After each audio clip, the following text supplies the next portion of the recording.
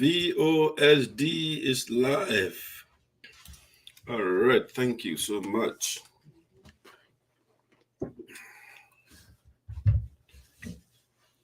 If you want to be my co-host, you are welcome. You want to be my co-host? You are welcome to join me to be my co-host. Let me see.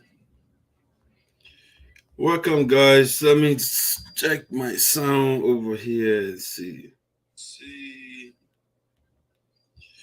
Welcome, guys. Let me check my sound over here and see. Okay, my sound is wonderful. Great. Welcome, ladies and gentlemen, to Voices Sinoe in the diaspora with Dr.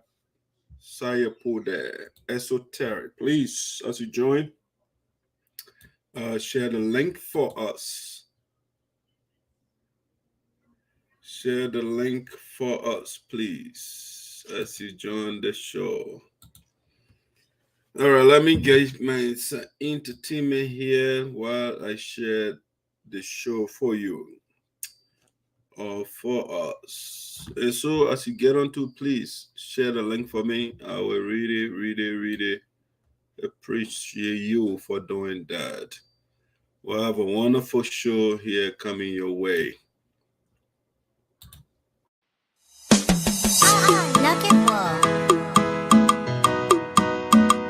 Eba, zona, zona, eba, zona, les pommes si on plaît à haut.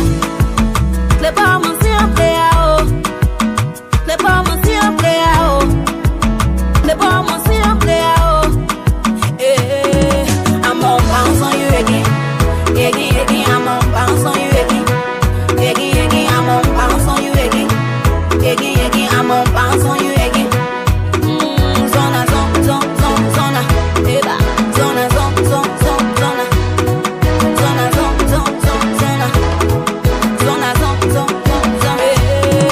I'm on bounce on you again.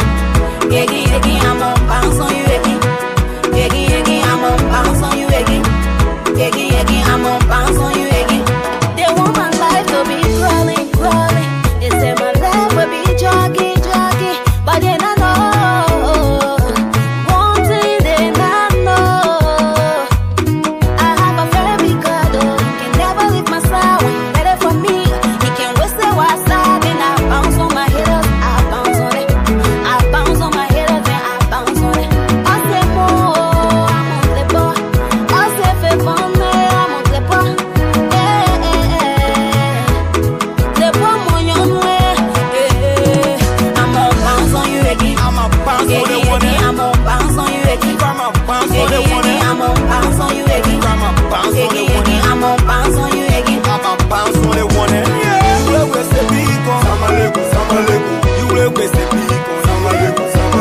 You will with the beat on. You will with the beat on. Oh, a blessing. Tell they can stop me. Cause I was just for great things. Yes. You gotta need it. I say, Nina, skinny one, Nina, what say I even yo? I'm on bounce on you again. I'm on bounce on you again. I'm on bounce on you again. I'm on bounce on you again. Like the sun you can hear when I'm bouncing on the head. Anytime I call you, papa, you forced to show your face. I'm a 2x2 and shower my piggy. You think I had to play and failure. We not speaking like me and so I can phone. They get me up, they bring me down, but stay I'm bouncing. Jala ganga boy, I'm bouncing on my haters. I can bounce, Jala loma boy. Shout out to my market, oh my, and shout out to all my yana boy. They say I rude, but at the end of the day, I can pray for papa God bless. Who say I feel your turn and say they can't spot. They respect me, my piggy, but you won't cry. And I got nothing, my people, I stay on scrap. The day I stop it, y'all will know because I'm supposed to come and drop. I'm on bounce on you again. I'm on bounce on you again. I'm on bounce on you again. I'm on bounce on you again. Zona, zona, eba, zona, zona. Zona, zona.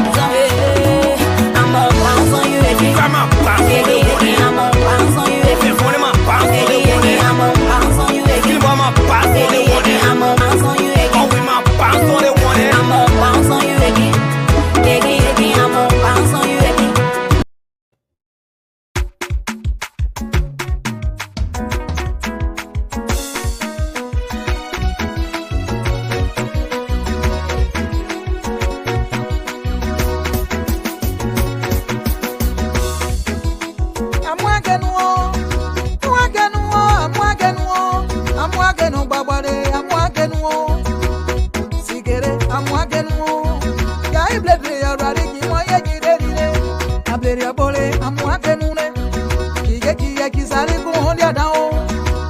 Sigere, I'm walking on. Martin, away. I read the one way go. I read the one way go. And then you want it, the yakin won't. Take one now, I'm walking on. Sigere, I'm walking on. Yaya, like you come out. Sagaya, like you come out. I'm what people let you done. Nobody now, I'm walking on. Yaya, like you come out. Sagaya, like you come out. Sigere, I'm walking on. Yaya, blood of Laliki, Wayakio. Yaki, Sari, Bunda now. Hablere, I'm walking on. Yaya, yakin on. Yaway, yakin on. Why you do your Sagay, yakin on it? Sigere, I'm walking on. Sigere, I'm walking on. Sigere, I'm walking on. Sigere, I'm walking on. Martina way. Yaway, away go. Sagidali, away go. I read the back door, they ain't on war. Sigere, I'm walking on. Take one now, I'm walking on. I'm walking on now. Deli we bambo sao. Age deli bambo sao. Agida wa o bambo sao. Bagiri deli bambo sao. Deli we bambo sao. Bambo sao deli we bambo sao. I'm walking on now, bambo sao.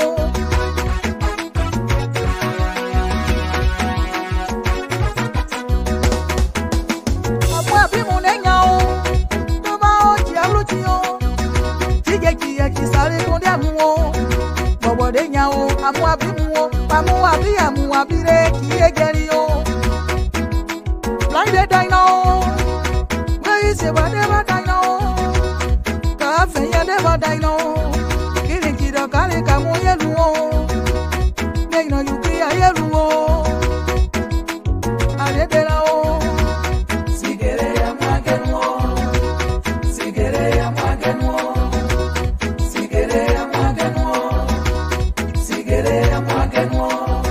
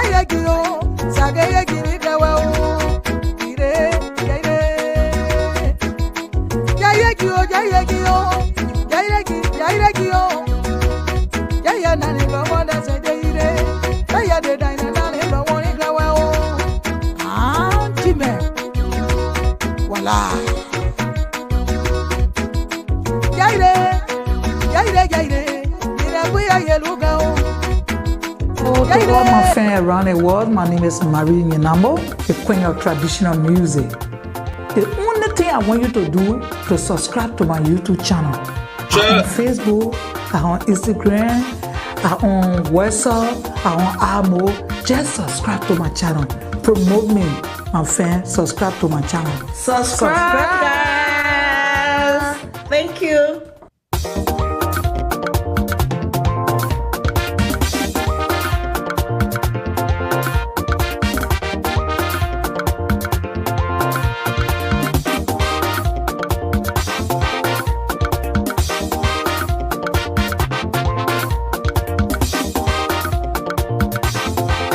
Yeah. Happy. Nambayo, nasete banada. Nambaye, nasete banada. Yeba mati sisenko, nambanada. Yeba mati sisemble, nambanada. Namagio, When they're your friends, I have a conversation. You know, or dark side pull that. When we don't make it lazy.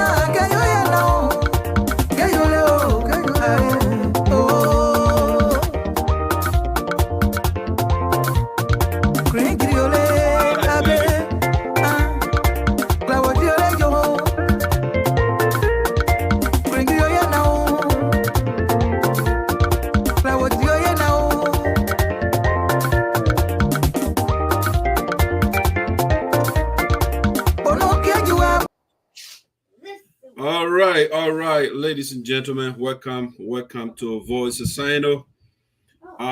In the diaspora with that Sarpo Dancers Esoteric, coming to you live from Prospect Park, Pennsylvania, these United States of America.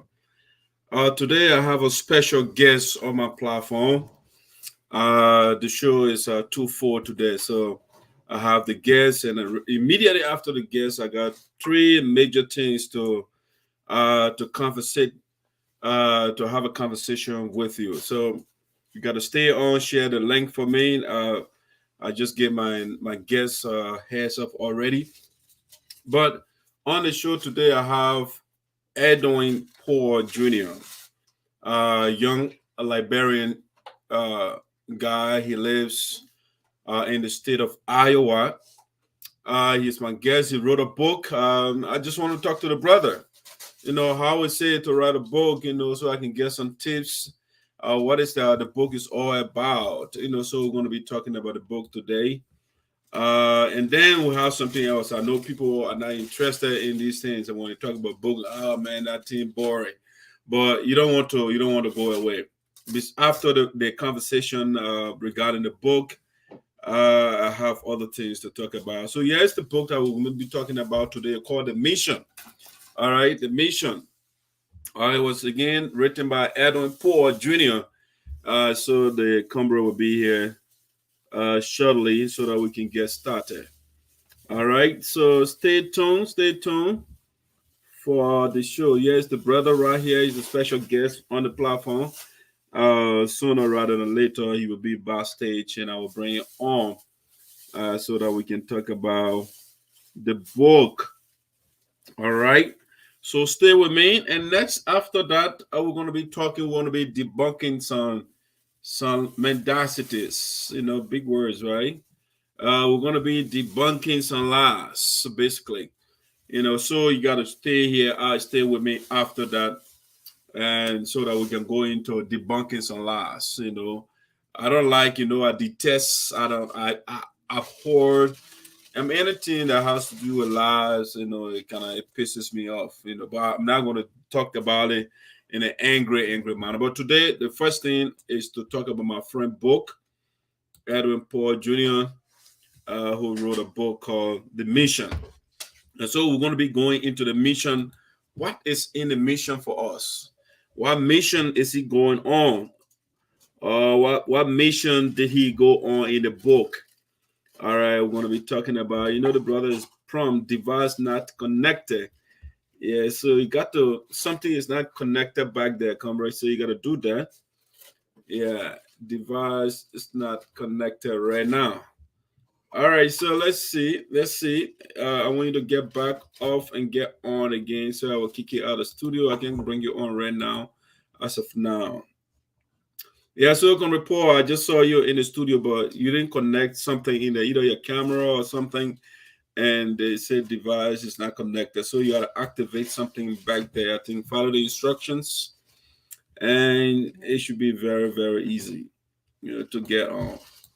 So yes, my special guest, I'm having a conversation with Edwin Poor Jr.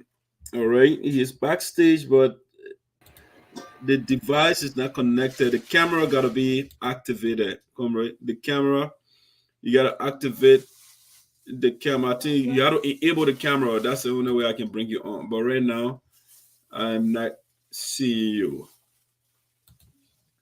Yeah, try again. You got to upload the camera. Got to be activated. You got to enable the camera, or else I'm not going to see you. Yeah, so let me tell him that. All right, so while we're doing that, let's get some entertainment here for you.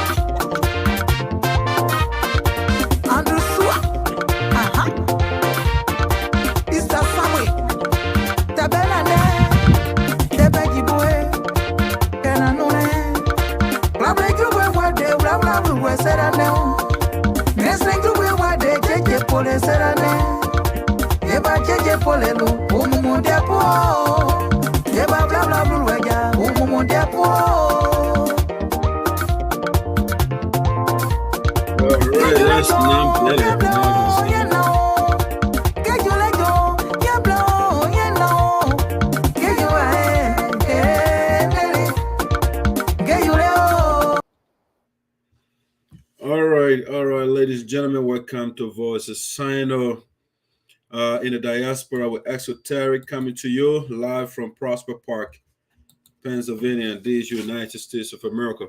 Now, my special guest, Edwin Poor, is now backstage, the author of the book called The Mission. All right, that's what I told you the other time. This weekend, Sunday, I'll bring the brother on here so that we can talk about his book. And that's things that I like to do, productive stuff, positive things, that people that are doing positive things. Those are people we want to talk to and see how they are doing it. I mean, we can learn something from him, or we can learn something from each other. So without further ado, I want to invite my friend here, Edwin Poor, on camera. Right here. Yeah, let me bring my brother on stage here. But again, let me advertise the book a little bit before I bring the brother on. Yeah, see, yes, my guest, by the way, is the brother over there. And yeah, it's the book. that we're going to be talking about the mission. And I want to know what is in the mission. Something in there. The brother is very smart, intelligent gentleman, and we're going to get stuff from that book. I will force you as well to get your copy, because I will be forced. I'm also forced to get a copy of the book. All right, because something in there that the brother put there he wants us to know. All right, let me bring Paul on here. All right, Comrade Paul, welcome to Voices Sinoe. Hey, how are you doing, Mr. Zaza? How are you? I am doing fantastic. Wonderful to see you again. Long time. I know, brother. I know the last time we met was in Minnesota, and you were in my city. You didn't know I was here, so. Right. So how is Des Moines, my man? How's Des Moines? Provided if you are in Des Moines. Yeah, I'm in West Des Moines to be precise. Okay.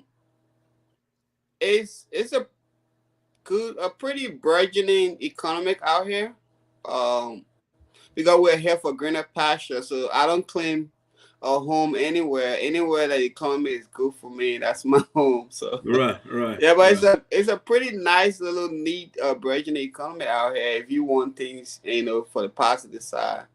I know we're so used to. I have an attachment to Philadelphia, but as far as climbing the economic ladder, you want to be here. Okay, so what is out there, man, that is not in other states? Economic, that's all I'm saying. As far as, so it's a small little town, city, and people are basically they're in a little bubble, which could be good or not good. Like a city like Pennsylvania or New York or whatever, it pushes you as far as academia wise because you have everybody surrounding you. But over here, as far as the life, economics, is preferable because, especially when you're from your country, you want to be here and climb the economic ladder. If you reach your peak, then you can go back to PA. I would recommend that strongly. I want to be in PA. I want to be sitting in the studio with you to tell you the truth. I know, right? but economy is good out here. So economically, okay, that's a good. So by that you mean the jobs prospect is pretty good out there? Yes. Okay. So that's a good job. So I currently work with the bank with Wells Fargo. My position, if I try to transfer over there, there's about 30 people. If they put one position out, there's 50, 100 people applying for the same job. The competition high on the side. I agree. All right. Yeah. All right, so, but over here, you can just walk into even Wellmark is out here too. Wellmark, right? Yeah. Wellmark has a really good benefit. As a run in front, I work with them. All the good benefit here. So let's say if you're making 50 out here, it's about 65 or there, but you actually keep the money out here. They don't rob you after you get the money. You have to check your paycheck says this, but your regular way of life doesn't say that. But you actually keep the money out here. Excellent. All right. So again, Comrade, nice to talk to you today. Long time no see. All right. So how's the family though? Everybody's okay out there? We are doing good. Actually, we just bought a home in July of last year, so we're still putting it together. And we're going to invite you once it's all set up. It's going to take a while, maybe towards the end of this year. We're still trying to put it together. So, congratulations, man. Thank you. How's your family? Yeah, we're doing great. The first lady is right here in the kitchen. Yeah, my daughter is here. The other one spending some time with grandmom. I was gonna go for tomorrow is Monday for school. Yeah, so I have a question for you. Does your first lady know how to use the kitchen? Does she master the outwork in the kitchen? Very well. I'm learning from her. I try to beat her, but I can't stand her. Yeah, are you just saying that because you're right there? No. If she's not good, I'll tell you she's not good. This is the platform of justice, so we'll do justice to everybody. Yeah. All right, man. I don't want to. All right, so comrade, I want us to talk about your book. I saw it. Unfortunately, I didn't have the time to get a copy, but at least you'll give us a synopsis of what the book is all about. Yeah, first, what I want you to do is, I just call the people, telling my audience, Comrade Edwin Paul, just officially introduce yourself to the people, please. Sure. My name is Edwin Sarpo Jr. So, Comrade Zaza and I, we went to high school in Ghana. I currently reside in West Des Moines, Iowa. I am a loan adjuster with Wells Fargo currently. That's my current occupation. I live in West Des Moines, Iowa. Went to college for about 2 years, associate in something that I'm not even doing right now for work. Pretty much, and this book has been oncoming for a while, so I'm excited that it has actually materialized in its life on Amazon as we speak. Okay, excellent. Thank you. All right, so God, ladies and gentlemen, again, this is Edwin Paul. He's an author of a new book called The Mission, and that's what we're about to go into. You are welcome to ask your questions. If you have any question for the brother, that would be great. So, Comrade Paul, let's talk about the title of the book first, The Mission. How did it come about? So, the mission, the story is it entails. It goes about a fictional little town in somewhere in West Africa where these people they are stuck in their way of life, their belief system, their practices. They're wholeheartedly connected to it. That's the only word they know. So, based on that, I figured I would send a savior over there. So I took it upon myself to create a character. Her name is Samantha, out of Ann Arbor, Michigan. So that character, it follows her from Ann Arbor, Michigan, from high school life, and she has this, she always wanted to help people, but she didn't know how. But then she got a clarity finally, to go on this mission, like a divine clarity to go on the mission, and that mission that was chosen was for basically the mission in that small town in West Africa, a little town in West Africa. So that's why it's called a mission. So her mission is to go over there, teach these people, and try to at least teach them her way of life. But then, of course, she's going to clash with them because they're so staunch in that belief system. Okay. All right. So that's the mission. You want to proselytize the people, basically. Yes. Okay. Yes. Okay. All right. So, but what's a mentor though? What's a mentor? And not some sort of African name. Why you chose that name, Samantha? If you're creating a story, it's cinematic, right? It's dramatic. You got a protagonist and an antagonist. It can be, you know what I mean? To frank with you, if we were still back home, if we're in Ghana or so, I was going to create a character, but it wasn't going to be a Liberian, right? But it was still going to be like someone for like Oscar village in Ghana or somewhere in Nigeria, or somebody that's completely not familiarized with Liberian orientation, so to speak. So I thought it was, let's just do the complete opposite, bring a white person. Okay, so that's why I wanted to ask for what as a white character or white person. Okay, all right. And so what is the religion of this character that you got for us? She's a Christian. Okay. And why Christianity and not maybe Buddhism or Islam? Why Christian? In my numerous studies, I haven't seen the Buddhist people go save people. So they can save people. Okay. Yes. So when you say save, save the people. Oh, Samantha want a mission to save our people from what? So I think the word save is a play on word. No human can save any other human. But what you can do is you can bring the opposite message that's going to sit into them, that's applicable, in like applicable, workable life, like a way of style. Like, you are an intellectual guy, right? If people want to follow you, it's not what you just say, not what you blab about, but you're doing. They see your schedule, your way of, we're just talking the back line, you're doing, your job or whatever. People see your way of life. So, and they're seeing result. It's yielding results. So no one human can save anybody.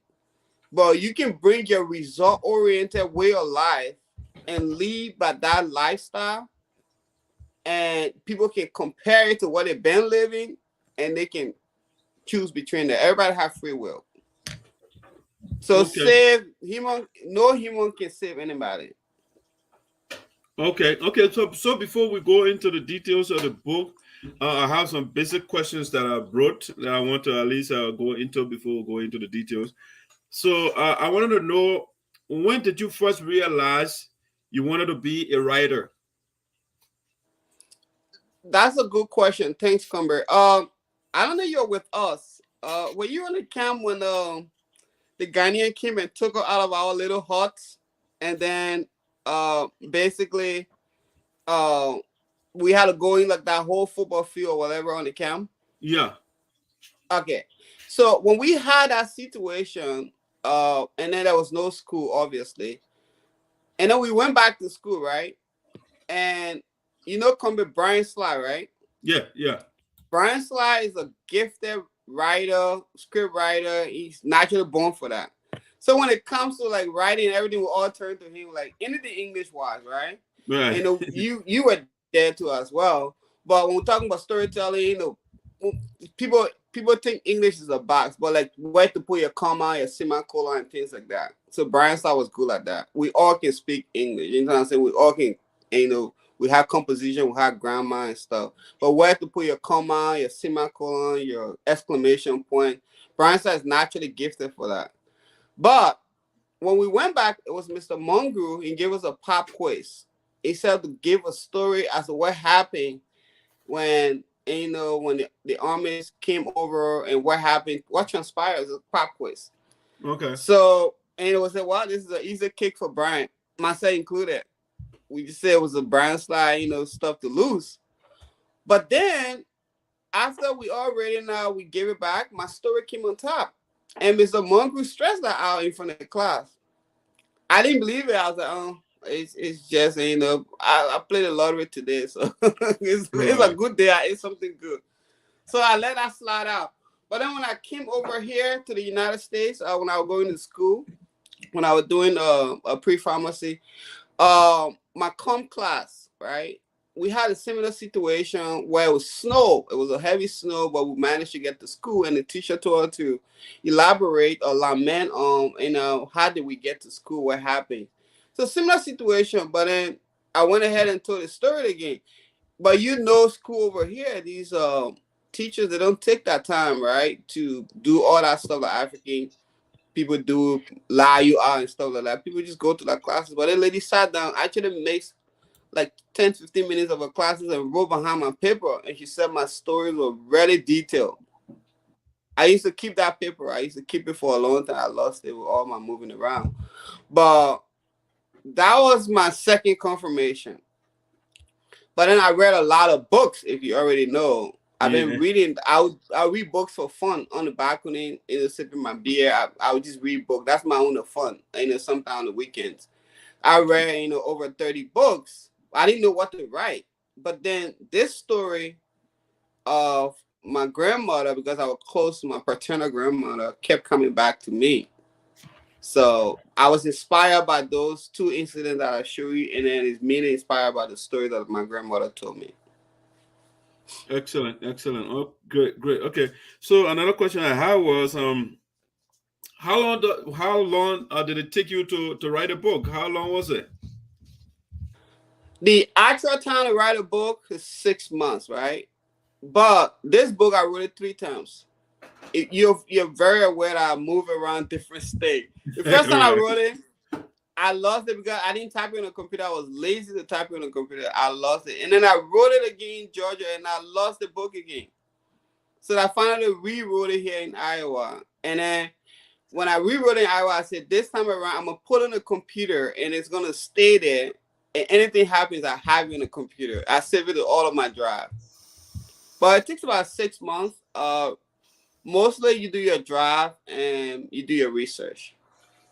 So what was your schedule, your writing schedule like? I mean, when did you get the time to write, and how long do you sit down to write? So my writing was based. So I have my drive, right? That's gonna pace me. So I have a heavy research that's also gonna pace me. But my writing was mostly inspired. So sometimes I'll be walking in the park, and something will come to mind, and I'll run. If I have a pen on me, I'll go grab the book. Okay. I'll be sleeping at night, like 2 a.m., and I'll go in the bathroom and sit on the top and write for 2 hours. Some of them wasn't. Some of like the beginning of the story wasn't an inspiration. I just wrote like nonstop. But like going towards the middle and end, you're looking for more stuff. Like it was inspiration. I was coming every time I'm inspired. If I'm working, I'll be at work before I log out of my computer at work. Inspiration will pop up. So after work, I go straight drive to the park and go write before I get home. Great. All right, so again, ladies and gentlemen, my special guest is Edwin Paul Jr. He wrote a book, The Mission, and that's what we're about to talk about, or that's what we are talking about today. So, Comrade Paul, let's get into the book here. So Samantha, she was sent to somewhere in West Africa to proselytize, to recruit, to change the people's beliefs. All right, let's start the story. So what happened after she got there? So again, that town, that whole hierarchy was, they were going around. It was one of the most powerful towns as far as voodoo goes. So they pride themselves in that people with powers from different political view would come to them for power. So they pride themselves. Everybody surrounding them was afraid of them because of that. But they were led by a queen from the underworld. So they were led by the queen from the underworld. She's the one that was driving everything. But in the physical, they were led by a chief. But in that most power came from the underworld. So that's the way of life. And they believe in these things. They believe in the sacrifice of child for this ritual, for this, for the cleansing of the land, for that fruit to grow. They have the river god and things like that. So that's the way of life. This fishing in town, that's the way of life. That's what they believe in. That's what everybody know. They don't know anything else. If you left that town and went to the city and try to see a different life, they will make sure and bring you back to the voodoo. You cannot leave the town. So that's the way of life. But she went in, even though she's a Christian, but her tool was, she's a nurse, right? So she was one of the hottest nurses when she graduated on top of her class. And, you got all these hospitals seeking her. So she actually went there for care. It just combined with her Christianity. But she's a care person. So she's showing them a way of life, teaching them the cleansing, washing their hands, just daily life. When the kids are running fever, she took her medical tools over there. She was helping the ladies. So the ladies were on her side when she got that. But the men, they had a lot of disdain for her.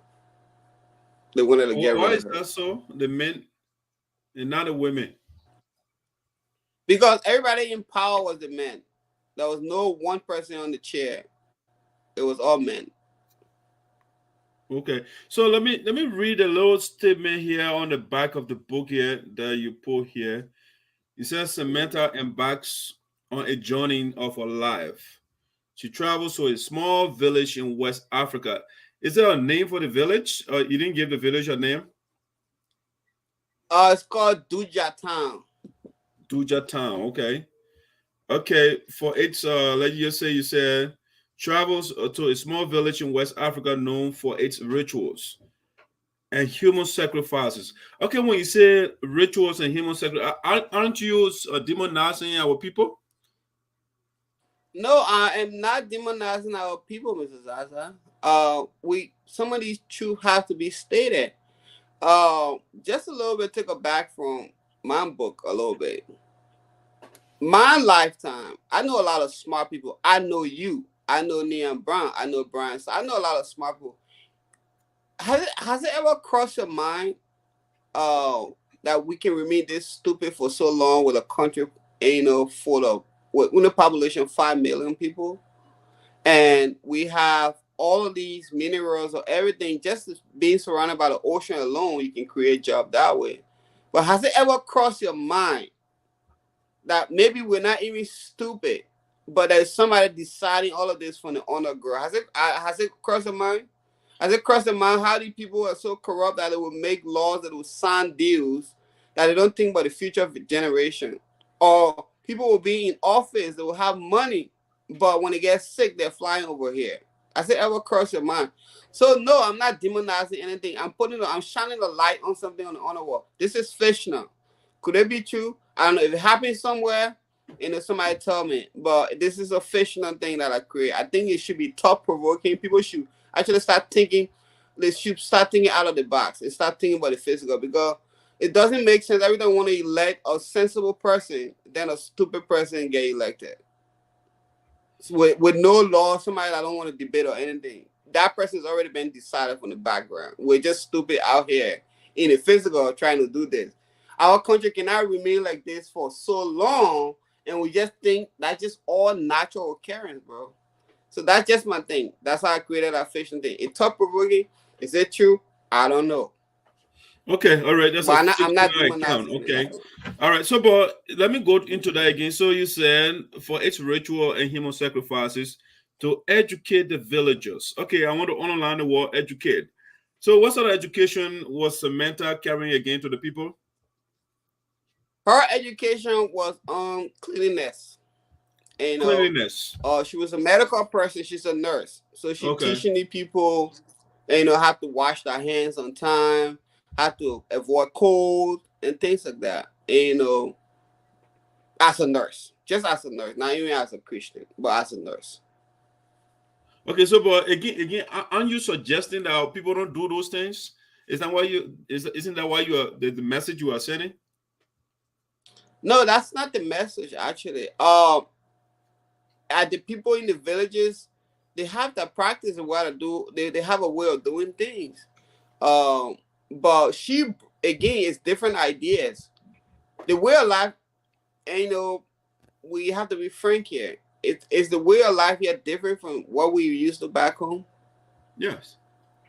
It's different. Okay, yeah. So she brought her way of life.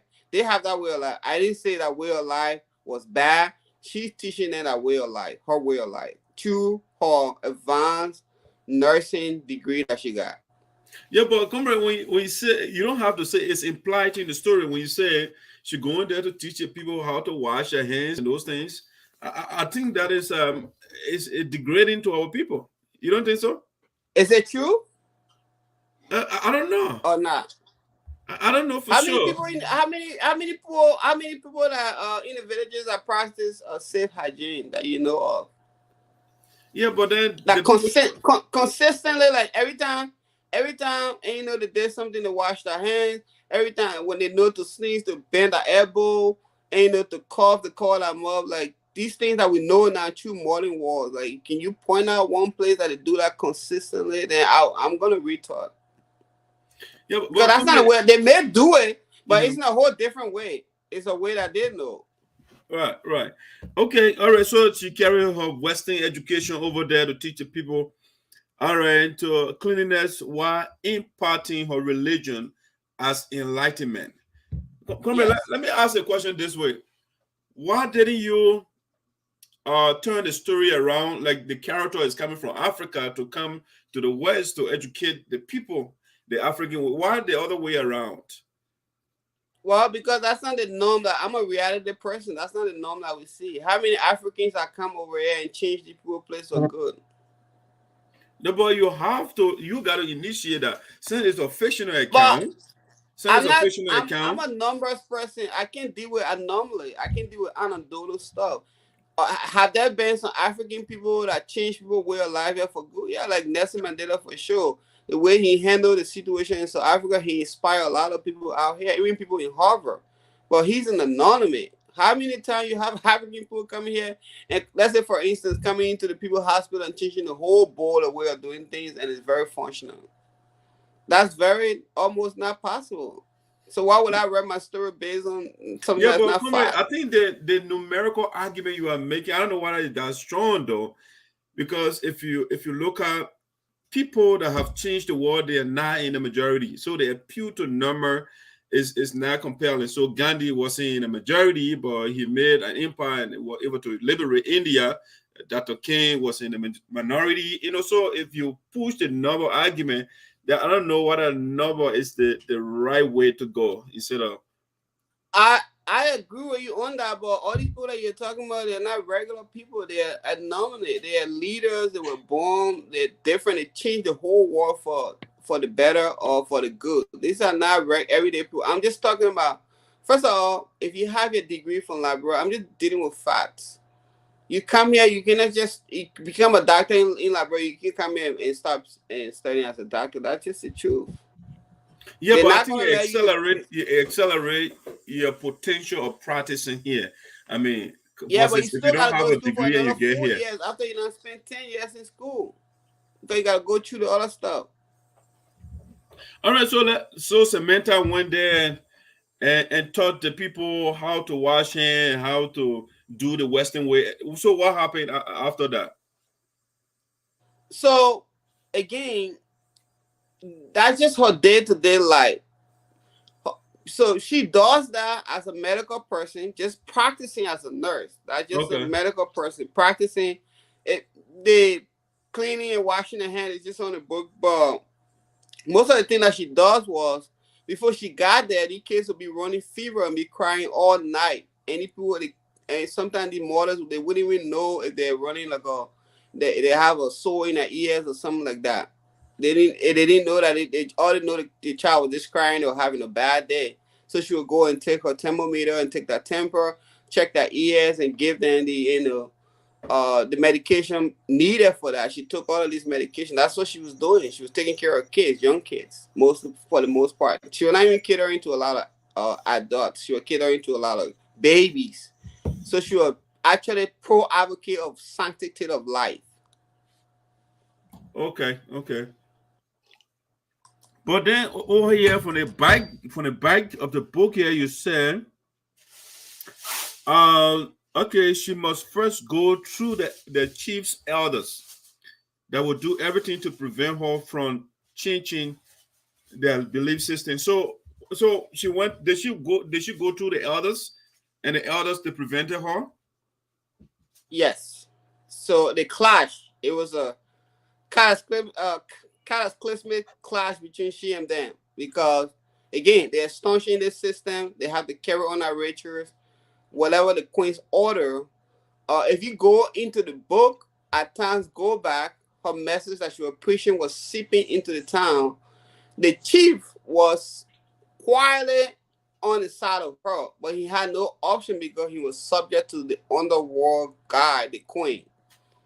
So, but then you got to find out in the book now to see what transpired. But he was, as she presented more things that make sense. And actually, the chief, he's not an educated person, but what he was actually leaning towards her was that basically, what was he leaning to prevent life? The fact that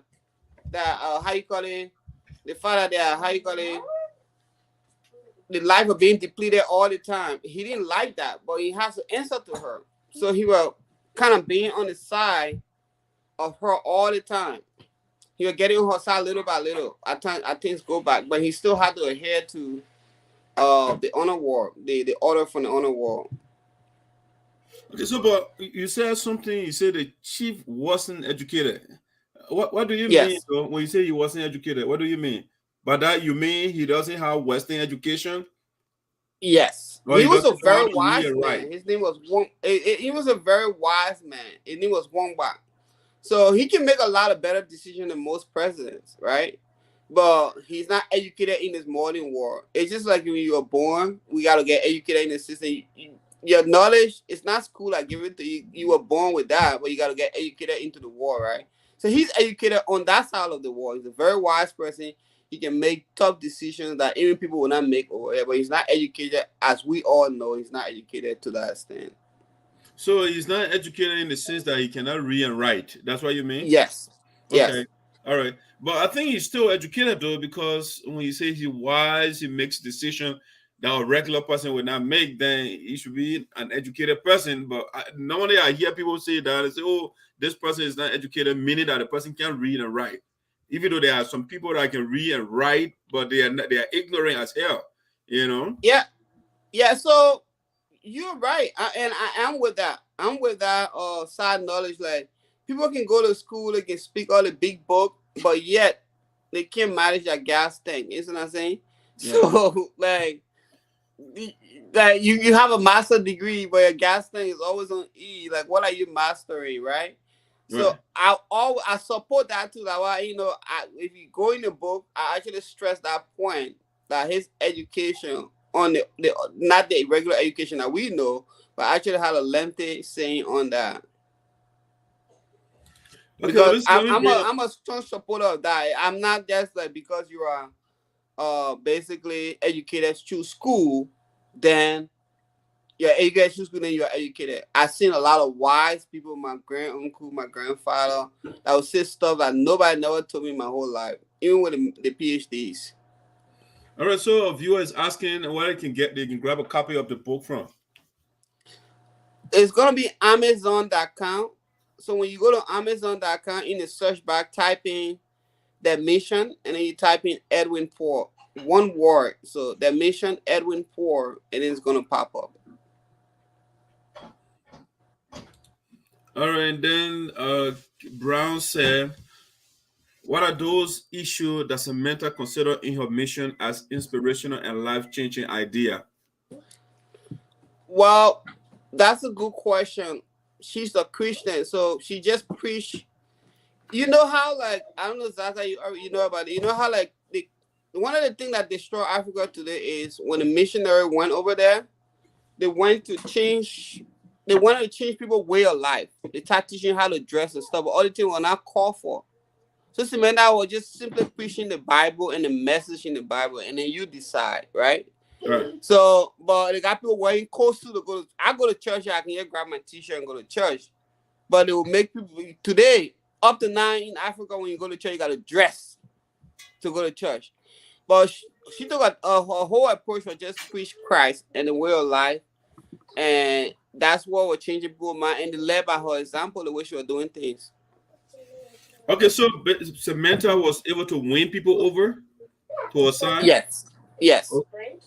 So the elders that rebuffed her from the beginning, was she able to recruit them as well? Not all of them, but you know, they're following the chief, right? Mm-hmm. They're following the chief. So the chief, I don't want to give it away, but again, he's a wise man. The way she was doing things, the way she was when she go to the marketplaces, the way kids were happy, he liked that silently. He wasn't reprimanding her all the time. So, and you got to find out about, well, you know, all of the people follow or succumb to her. I don't know. You got to find out in the book. But, you know, the chief was liking her.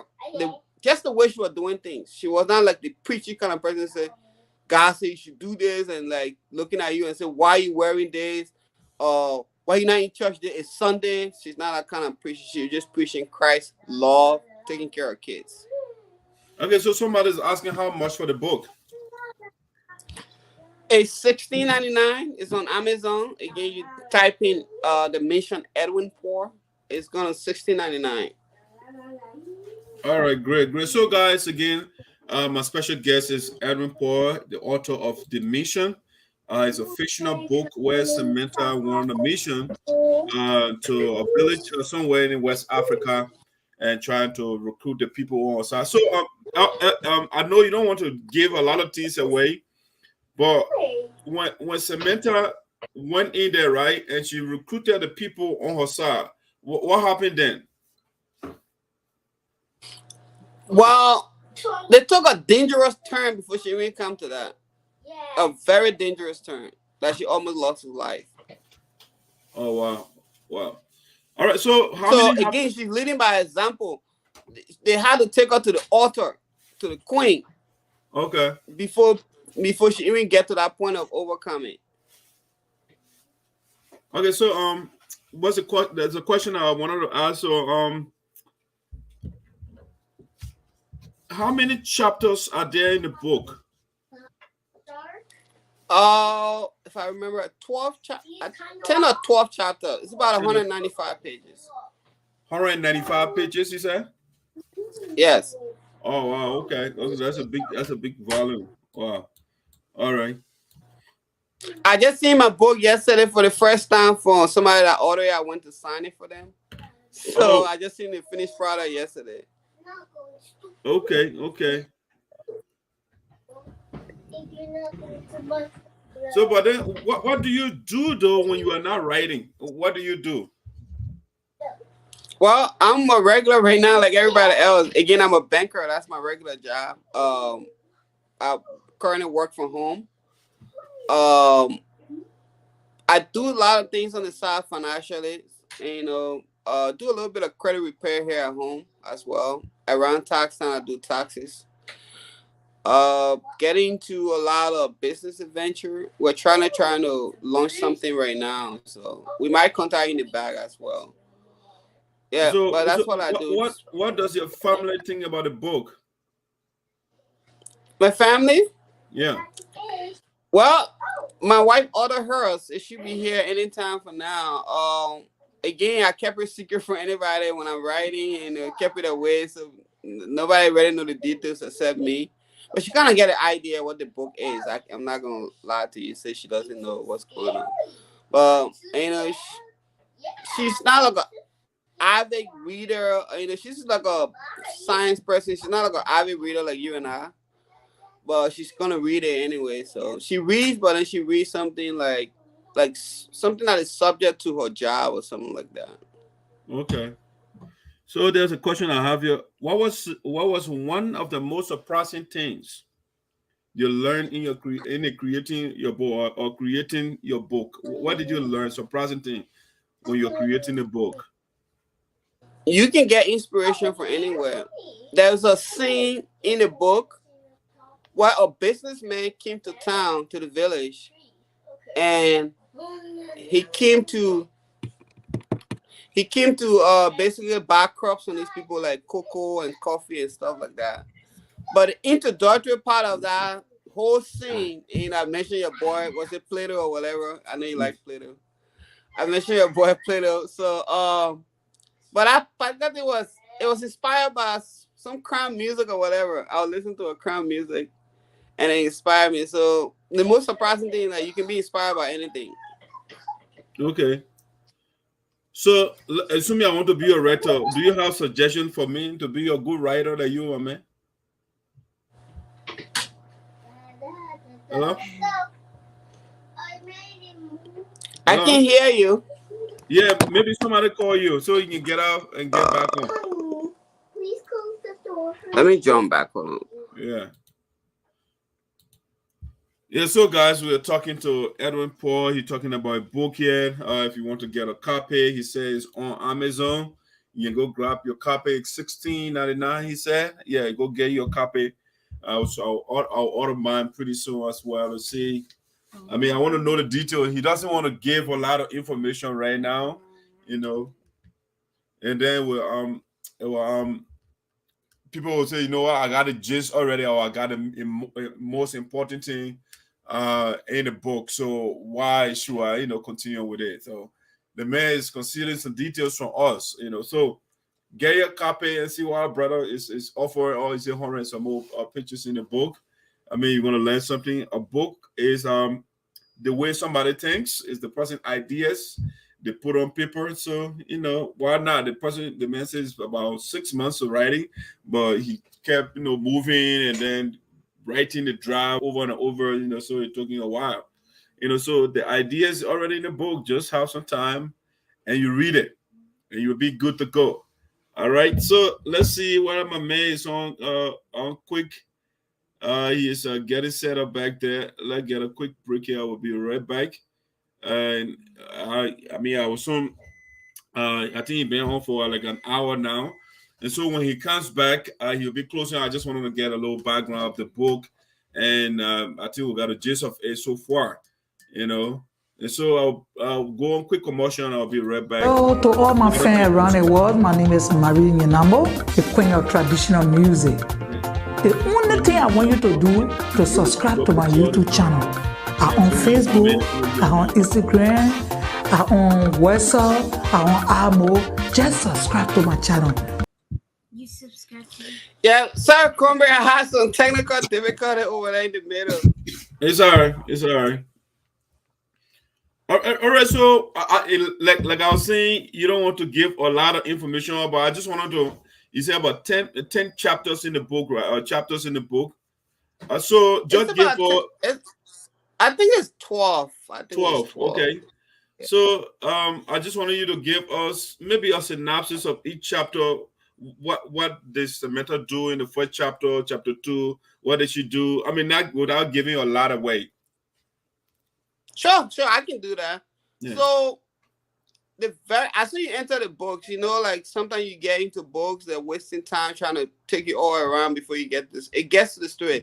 Immediately to the book, the chief, they're deciding Samantha fates. So as soon as you open the book, that's what they're doing. You know, the children were playing, they were under the moon telling stories, and then the trumpet sounded from the town crier. They were having a meeting, the impromptu meeting.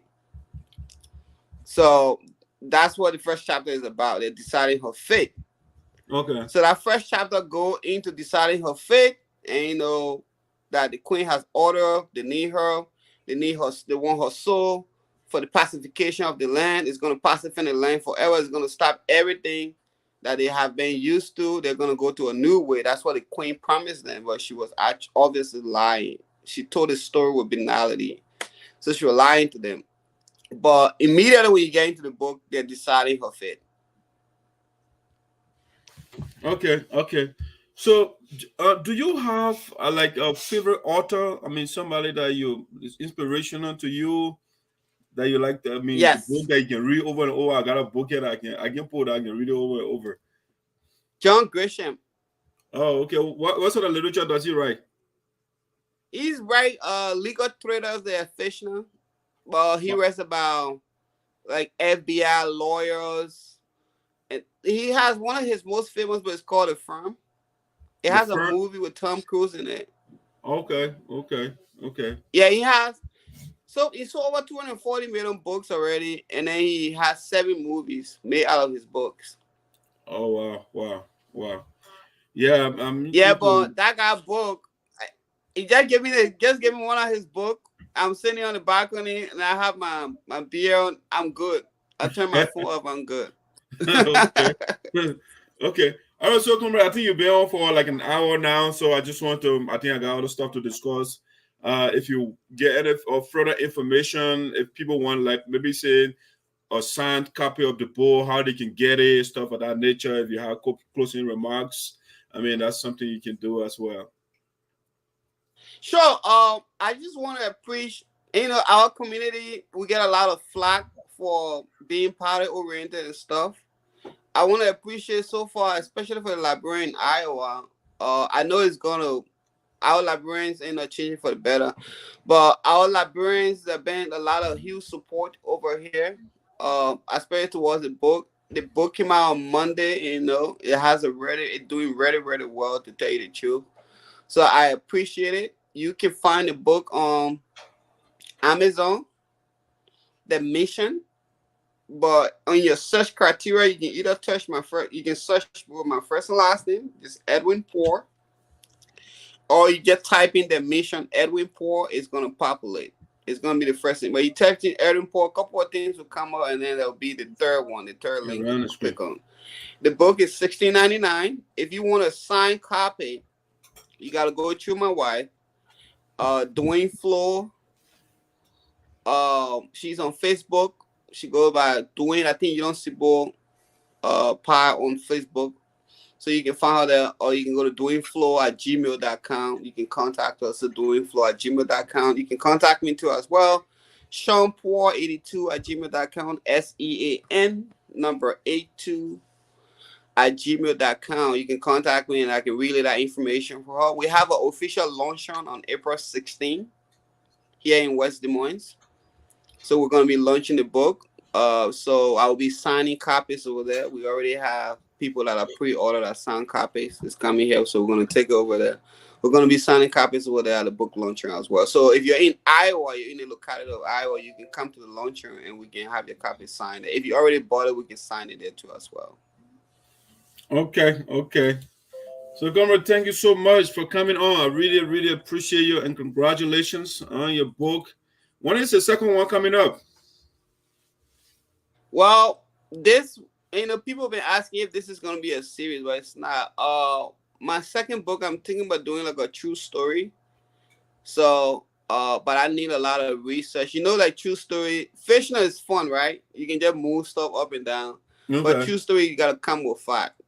So if all the things right now, I like your interview style, by the way. So far it's been, a good one, interesting one. So far, all the interviews I had. But if I had a true story, then you're gonna press me on facts, right? So in order for me to, write a true story, I gotta go dig up the facts. So it's take a lot of time than a fictional story. Fictional stories are fun. You just get your drive, get your character, do your research, and you can start pacing the story. But if you're doing a true story, then you gotta go take your camera and go to places and ask people, interview people. I also read a lot of philosophy too on the next one, coming like you do. Yeah, I want to get a philosophical test. I'm a philosophy man, so yeah, I want to see what you want to introduce to the world. Yeah, so yeah, but it's gonna be a true story. It's anything that anybody can be relate to. I thought about the title. I know what it's gonna be, but it's all gonna be about motivational. It's pretty much gonna be about using poverty as a tool to prepare yourself to the higher heights. Okay. And people don't see poverty as a tool, but they see it as a bad thing. But I see it as a good thing. It's an opportunity. Yeah, somebody was asking what I can pin. We can pin your email, so that's the email address of the man. You can contact him via that email address, and you'll get a signed copy or whatever. You can get in contact with his wife. You want to spell your wife's name again? I think somebody was asking for that as well. Yeah, so it's Dwayne D-A. Let me call it a crown with Dewing. So D-A-W-I-N-E. Okay. I think you're friends with her on Facebook, bro. Now you don't see, boy, I have to tell you the truth. I don't know how to spell it. It's a long. I see it N-Y something. And then Pi on Facebook. You friends with her, so you should have that information. Okay, yeah. But Sibo is very long. I will share with the people. Yeah, I'm not. Yeah, I can spell off the top right now. All right, so you can give your closing comments. Otherwise, we'll call it a day. We want to say thank you so much for joining VOSD. No problem. Thank you so much for having me, Comrade, guys. You go and copy your book. It's an enjoyable experience, whether you're religious or not. It's fun. There's how you call it. There's a little bit of comedy in there. That's the way people talk. And there's historical facts. There's things that you can learn about. Living in the villages and stuff. It can take you to Liberia. If you want to know your way from Liberia all the way back to the backwaters of Liberia as well. So it's informational for you anyhow. Okay. All right. Thank you. Enjoy the rest of the day, Comrade. Thank you so much. Thank you. All right. Thank you so much for having me, sir. You have a good day. All right. All right, guys. That's Edwin Paul Jr. over there. I'm not done yet, treasure. All right. So that's Edwin Paul Jr. He just give you information about his book. Grab it, promote your brother. That's how, that's what we're supposed to do. So the man put in the time, so like giving that support. I will be the first. The next time I come here, I will show my copy to you. Yeah, I'm a bibliophile. Love for books. So I'll get my copy. All right, now let's see. Let's get to something else that I want to talk about today. Let me get to my monologue now, since my friend is out. All right. So now let's do some house clearing here. All right. This one I call Debunking the Mendacities of the Sarpo Dancers Association. I mean, I don't want to go this route. I have gotten a lot of calls to deal with the organization agenda and the things that we plan to do and when we're going to implement those things, which we are working on right now. But I do not like lies. You know, I can't stomach when people just lie consistently, you know, especially something that you did not do. And then you go around and lie about it. And people are calling me, and people are calling me from Liberia and telling me, oh, this is what these guys are saying, and this is what they are saying. And so I think it's necessary for us to clearly air some time to give our people the right information. Because the guys, their job is to polarize the community, go and tell lies about their brothers and sisters. We didn't take the guys to court for no reason. We have a document that governs the organization. You go against the Constitution, you took the people money, and we took you to court. All right, so the court process is over. But yeah, you're still running propaganda against us. And so I must give debunk these mendacities they have been telling, because they are calling me. Everything that goes on in Liberia, they say over there, the people tell me. All right, so we want to debunk mendacities. So mendacity is nothing but lies, right? It's a fancy way for saying lies, right? When somebody's lying. So, excuse me, guys. Yeah. All right, so you know the SDAA, right? The Sarpo Dancers Association in the Americas. It was a new organization that was established when the USAA beat the guys that were pretending, that were impersonating to be USAA. After the USAA won them, they changed their name to Sarpo Dancers Association in the Americas. I mean, they went to Liberia, they changed the D to development, even though it's dancers. Basically, instead of saying we are Sarpo dancers, they call themselves Sarpo development. So, and they have nothing when it comes to development. There is nothing they can show. I mean, absolutely nothing. You know what I mean? That statement that I just made cannot be debunked. Nobody, I challenge the people that are listening to me or anybody who is member of the Sarpo Dancers Association to debunk what I said, to show me one project that the Sarpo Dancers Association in the Americas have undertaken before. Nothing. And it's a factual statement. If you can challenge me, I'm here to mount up to the challenge that I'm talking about. There's a challenge. Give me one project, one thing the SDAA, the Sarpo Dancers Association in Americas, has done. One project, just to point out it, besides dancing, besides singing, besides spreading propaganda. I'm talking about something tangible in Liberia they have done. Nothing. So they went over there, ladies and gentlemen, instead of doing their dancing and come back, they are going over there and telling lies. So the first lie they told over there is the lawsuit. They said they won a lawsuit. That's what they are telling people in Liberia right now. The lawsuit, they said they won the lawsuit. So now, again, these guys were impersonating. When you are impersonating, you are something that you are not. So we told them before to stop using the United Sarpo Association name. All right? We told them over and over, they were not listening. They said they are the USAA, they'll go and confuse the people on Facebook all over the place. They call themselves USAA. At the end of the day, when the court result came, why did they change their name if they are USAA? Or when they won the case, why did they change their name? They are not USAA, and that's why they were forced to create a name for themselves. So they call it SDAA, Sarpo Dancers Association in the Americas. That's the name they gave themselves. Okay? So the guys now, they are in Liberia, they are saying, they are lying to our people, saying they won the lawsuit. So those of you that are back home, the first question you should ask them is, why did you change your name if you won the case? Why did you change your name? That's the first question you ask them. Ask them why. Why they change their name?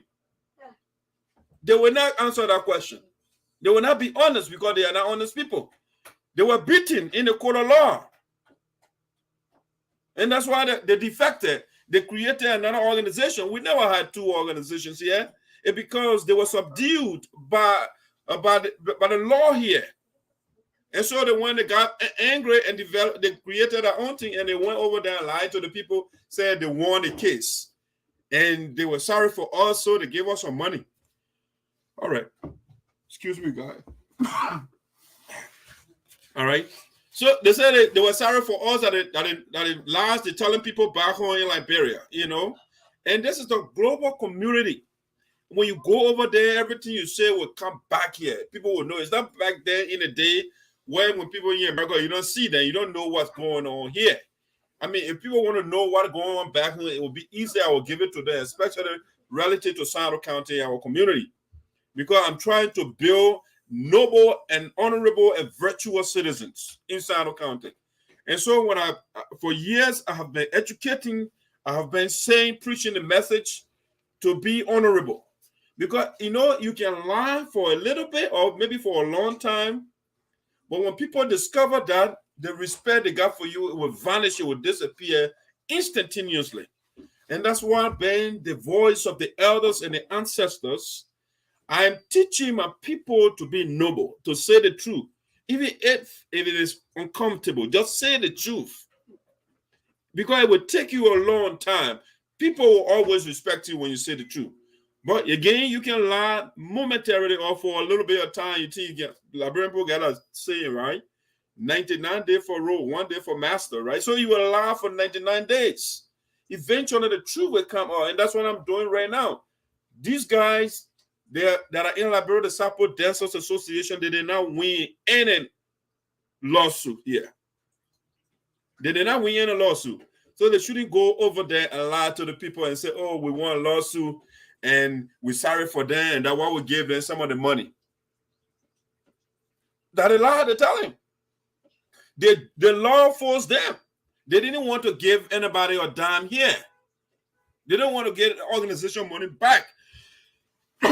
Excuse me, guys. Sorry.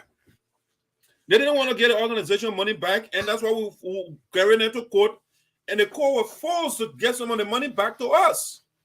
After they finished stealing the money, they ate a lot of the money. We could have done a lot for our people back home.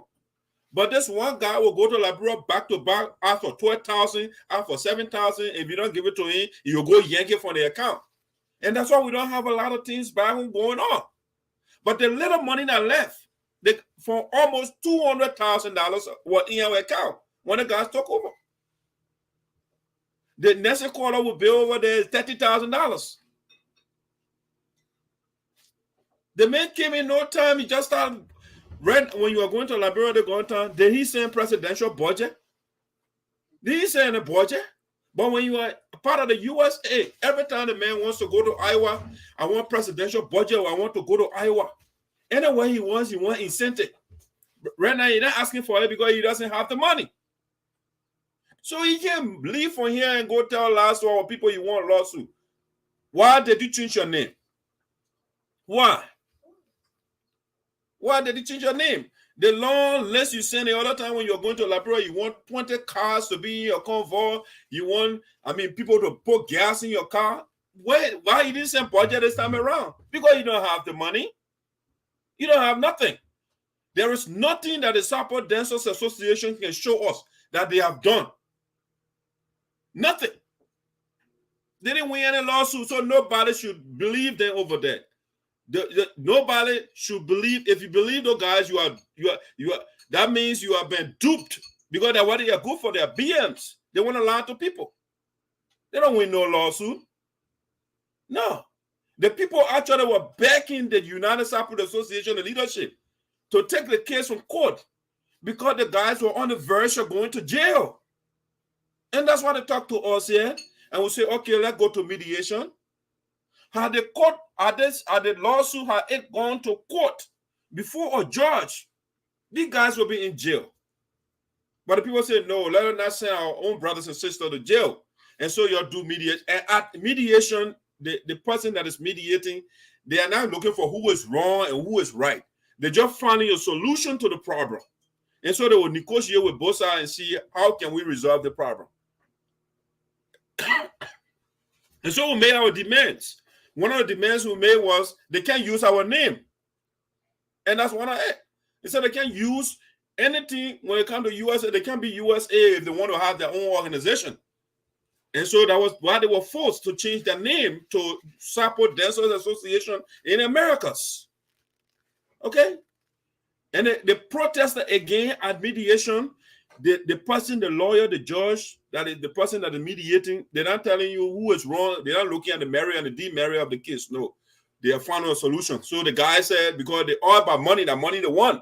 And that's what the whole conflict was for. So the last $90,000 they stole, and then they brought the first lawyer, they couldn't afford a lawyer, and they dropped the lawyer. They brought a Somalian guy. It was $90,000 what they told the first lawyer. The second time, the Somalian guy, they said, oh, we got $60,000. They deducted it already. It's all about money 24/7. It's not about the plight of our people. So the $90,000, they took $28,000, they drowned liquor with it, they danced with it. It's gone. You can't see anything back home. So the last $61,000 are left, the guys demanded, because again, it's mediation.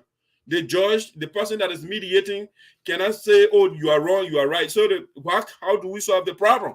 So they demanded that they still want share of the $60,000. And that's how the lawyer say, okay, since the people will not use your name, you just share the money, and you guys, you are still legitimate, you can go raise money. And that's why when we had a convention, just the inauguration of the president the other day, we got, near $50,000, right? So that's what the judge said. And say, okay, let the people get the share and they want money, let you get it. So how we share the money, we'll get some of them because they want to dance and drink liquor. That's what they want. And so we get them the Sarpo people money. They are not USAA, but they want to share USAA money. We'll give it to them. And we are saying history will judge you. It's not us. Tomorrow, you will be judged. What did you do with the people money? You have nothing to show. The buildings that are in Liberia wasn't built by you, SDAA. They were built by United Sarpo Association. That's the record that carries it. That's what the contract show, which I will show to you now, because the line in Liberia, they built all those things. And they won lawsuit. Okay? And the building part is another talking point. But the case thing, that's what I want to make clear first. So go, anytime they come before you, they can say that Yama thing, they don't listen to them. It's a pure lie they are telling you. They are not honest people. We don't want to get to this point. I wanted to turn my back on them, and I've been doing that, but they continue to lie. They continue to lie, and I will not allow them to keep lying to our people. They gave our people wrong information, telling the people they won lawsuit. No, they didn't win. They didn't win any lawsuit.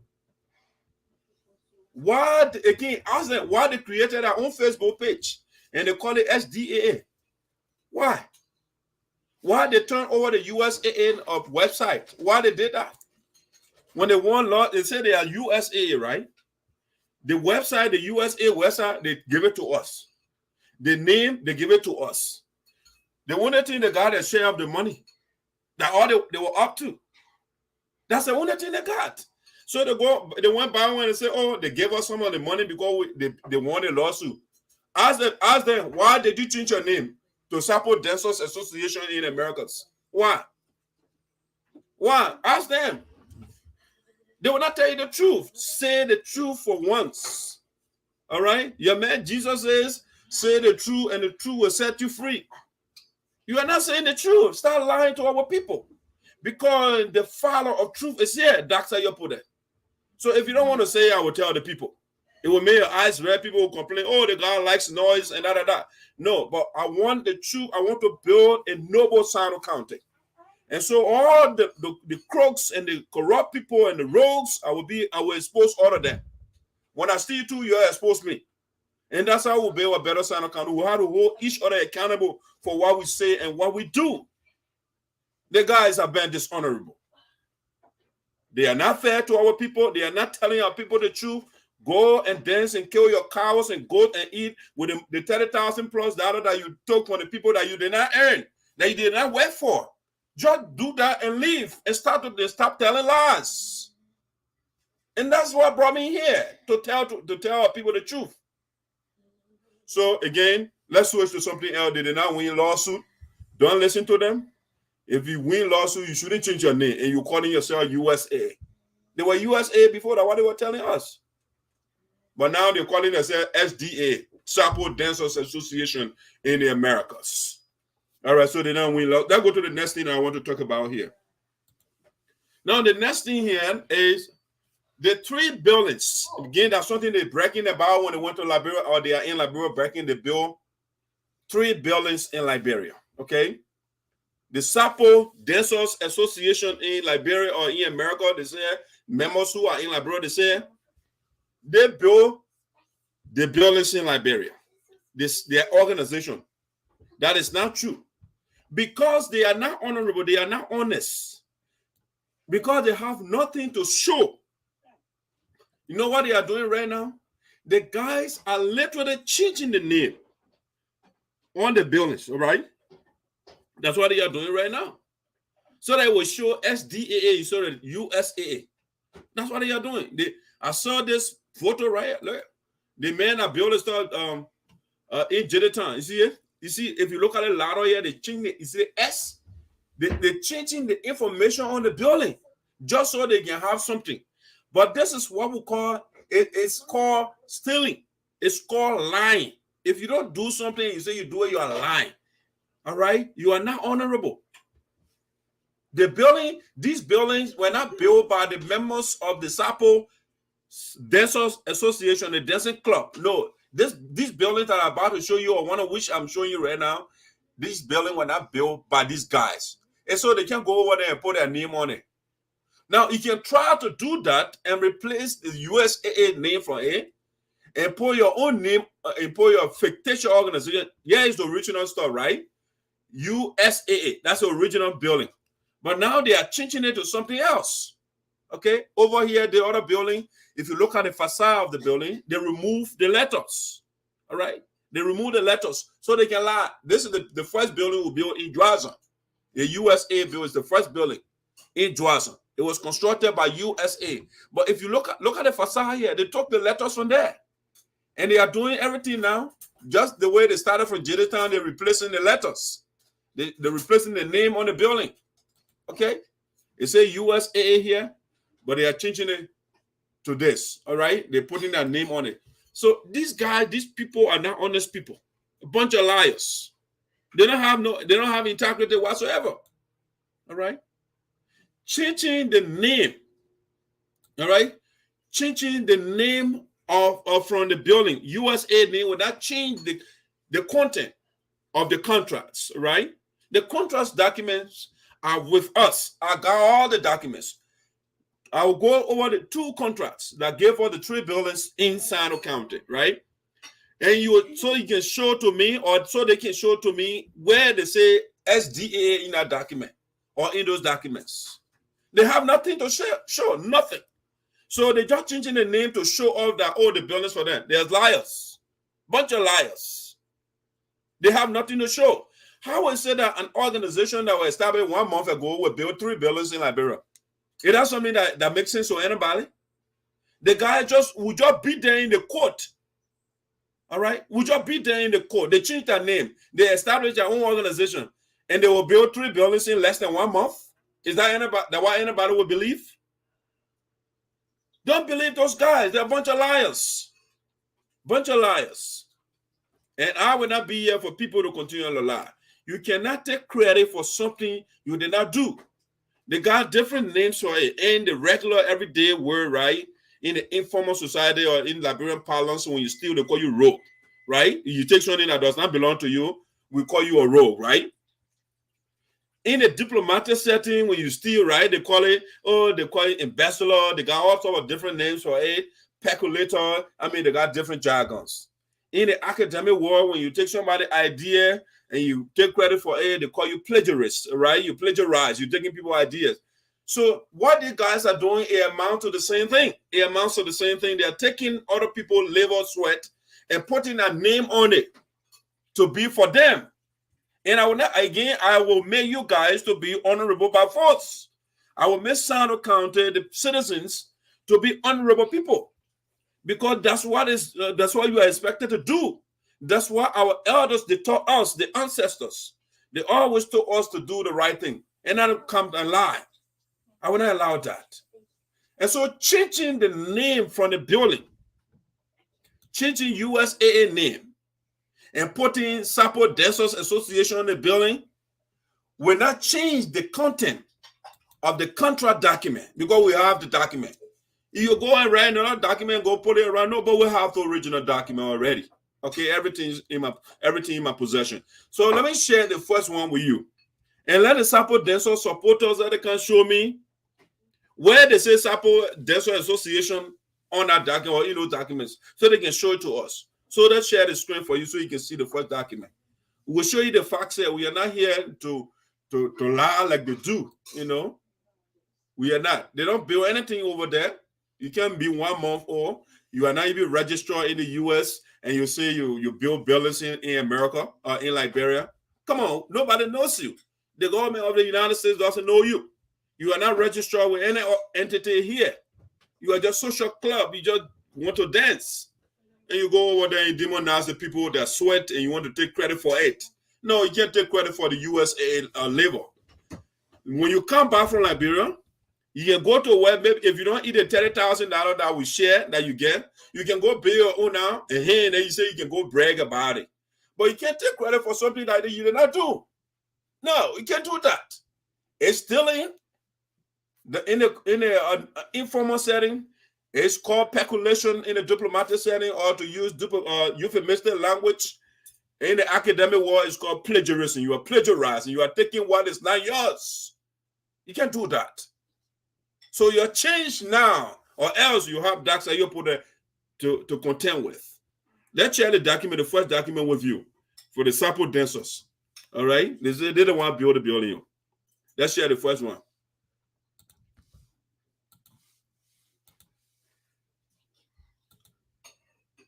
Now in specific order, let me see what all right, I will do the second one first. Let me go to the second one. I want to do the first one. This is the second one there. Let me go back, share. Excuse me, guys. It's all right. All right, let's look at the first document. This is the second one. Why I kept coming to the second one? Let me go to the first one. I want to go to the first one in that order. Let me show you. I will show you the truth here. We don't come here to come be lying. All right, let's do this one first. All right, that's the first document here. Let me make it bigger so you can see it. So they can say, man, playing tricks. I don't do that. This is the honorable platform here, the voice of Sinoe, the voice of truth. All right. All right, let's look at the contract, right? This is the Nessus Quarter construction agreement, right? It's a contract document here I'm showing you. I'm not doing what you are doing. They're lying to our people 24/7 back. Or no, that's not what I'm doing here. I'm showing you the truth, the fact, right? Why they will not tell you that what I'm telling you now? Let me see. I want you to see me too. So I will just come and go right here so you can see me. All right. I will go back. All right. Let me do it that way so we can look at the document together, right?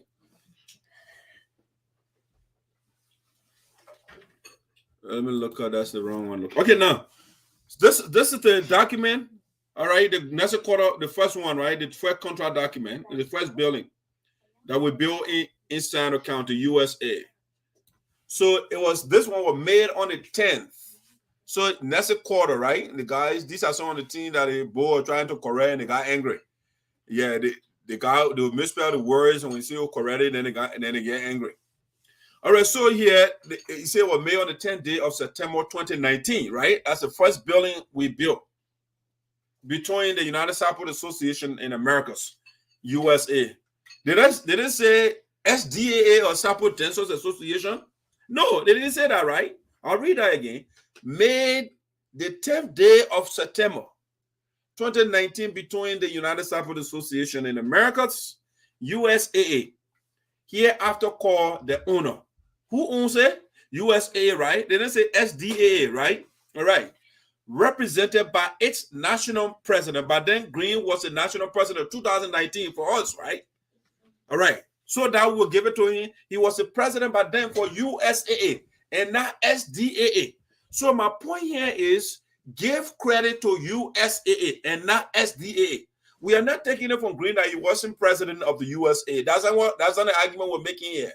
The argument we are making is the buildings in question were built by the United Sarpo Association when we gave our mandate to Green, or when Green refused to leave and he still got our money and he decided to divide the organization. So now everything was done in the name of the USA and not in the name of SDA. So until they can show me their contract document, all right, or documents, they have nothing inside, or they are just dancing.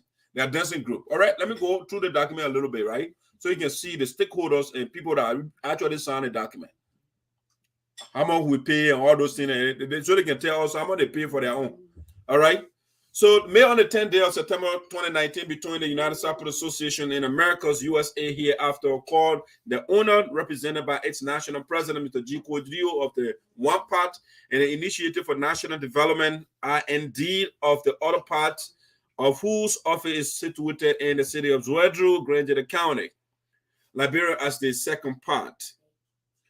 Hereafter, known and referred to as the contractor, represented by its General Manager and CEO, Mr. Roland Tai Nomen, for the construction of 3-bedroom nursing quarters located in Bedford City, Johnson Statutory District, Sinoe County. All right, you see right there. They didn't say, they didn't call. We didn't. Did you hear any SDAA? Let me go. It said, whereas the owner is desirous of having a unit, 3-bedroom nursing quarter, and its supporting infrastructure, hereafter called the works, constructed in accordance with the drawings and specifications approved by the board of directors and in accordance with the generally accepted standard of construction. Okay, so the board of directors here, we're talking about USA. The Sarpo Dancers Association is a social club. They don't have board of directors, okay? Even at the time they say they were USAA, they got board.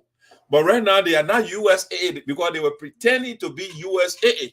But now they are not USAA. So I don't know whether they still get board. That one is their business, okay? All right, now they go on to say the contract document, the owner and contractor agree as follows, right? So the terms of this contract include the conditions of this contract, and by reference, the provisions in other documents specifically listed in Exhibit A, B, C, and D. The terms of this agreement shall prevail over any conflicting conditions in the documents incorporated by reference. If a conflict exists between the plans and the specifications shall govern, right? All right, so let me go further. Let me show you the money that we pay. So the contract price here, you see it? The amount we pay, $30,000, right? All right. So USA year in referred to as owner. They didn't say Sarpo Dancers Association, they say USAA. All right. So it's still repeated here. I'm just showing you these things so that we can debunk the lies they are telling back home. Okay. USA year in referred to as the owner. They don't say dancers, they say USAA, the owner. They don't say SDA, Sarpo Dancers, no. Agree to pay the amount. We, the USA, we agree to pay the amount of $30,000, all right, as contract price for all labor, materials, and work performed by contractor, okay? We don't want to pay that money. It's not SDA. The payment, here's the payment breakdown. Payment will be made in the contractor, right? IND, Initiative for National Development or something, right? All right, refer to and known as contractor through a bank transfer and any medium agreeable between the finance department of both institutions and the IND and USA. It didn't say SDA over there, right? The initiator for development agreed to provide all bank details to facilitate the transfer of money.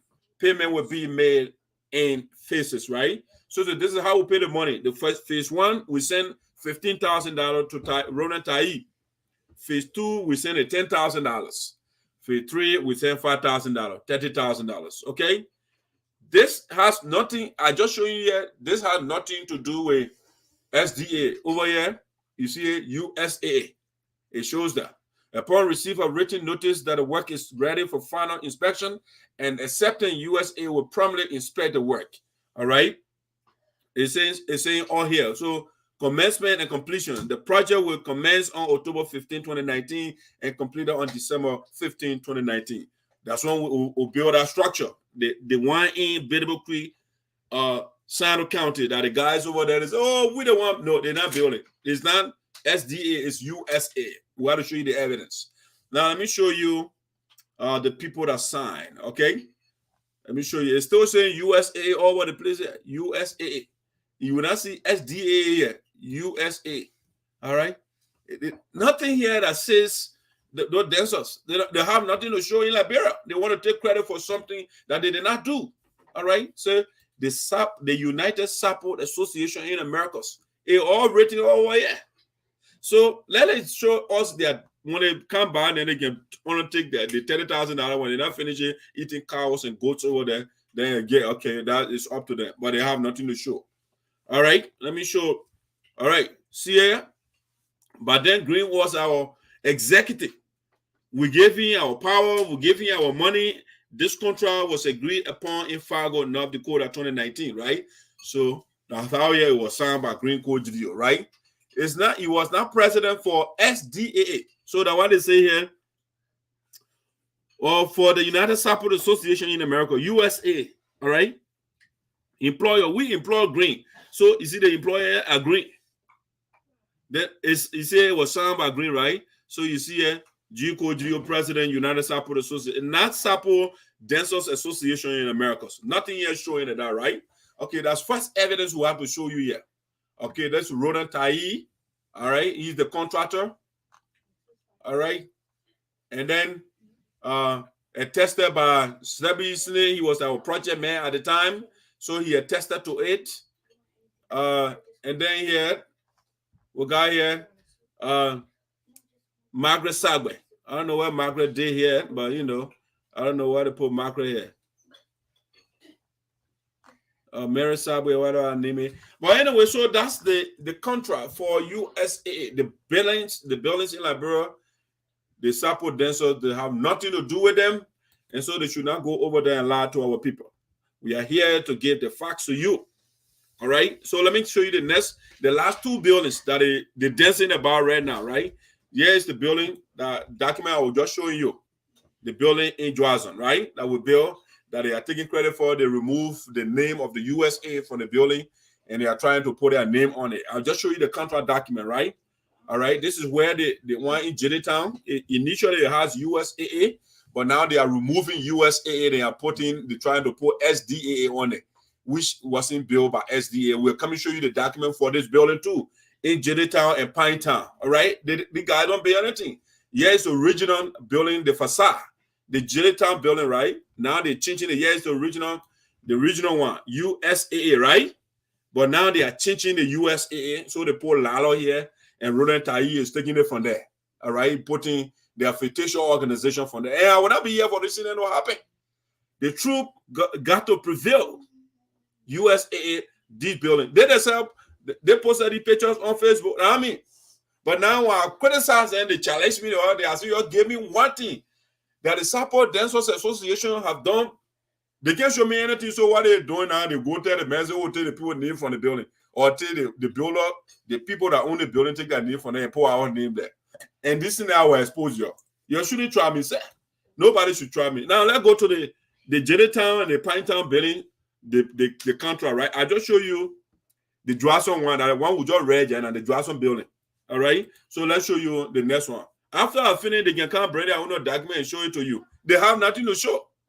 So let's go to the contract document for USA.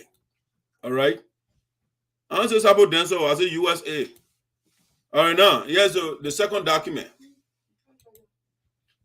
All right. It's like we get all the evidence here. Nobody can be telling our people lies. Those days are gone. The days of lying to our people, those days are over. Now that Dr. Yopo, the savior of the people, and the people are looking to Jesus, but all the Jesus for you now. Yeah. The Messiah of the people. I'm here to free you from your own self, your children, and I won't tell you last 24/7. So here's the next contract, the second one that gave her the 2 billion. Initially, we agree on 3. But because the guys are so divisive, so they reduce it to 2. But anyway, we will still get to the other section. Now, so next quarter, all right, next quarter construction agreement, right? And the second contract here, made the second day of April 2021. The first one was built in 2019, right? So here's the second building between the United Sarpo Association in the Americas. It didn't say Sarpo Dancers here. That the second building, all right, that the second building, made on the second day of April 21st, between the United Sarpo Association in the Americas, USA, year after called the owner, represented by its national president, okay? But then we told Green to leave power. Green said he's not leaving. And so that he hijacked our account. And he took all the money from the organization and put it in your living room. All right? So anything that is done under the watch of the USA, whether stolen money or not, the project, the structure for the USA. So you can't take credit for it. You are calling yourself USAA forever until the court verdict say, no, you are not USA. And now you want to change our name from our buildings? You can't change those. You can't do that. I will not allow you to do that. You want to change, you will come to me and change the document that I'm reading now. You can't change the document.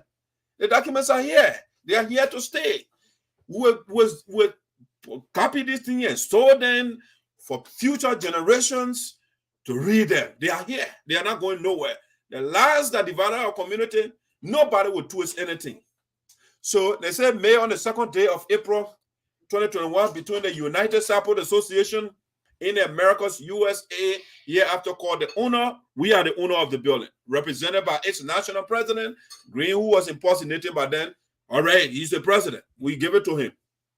All right. The initiator for national development, the same guy, Ronan Tai. All right. We'll give it to him. Of the other part of whose office is situated in the city of Zedru, Grand Jeddah County, Liberia as the second part. They hereafter known and referred to as the contractor, represented by its general manager and CEO, Mr. Roland Tai.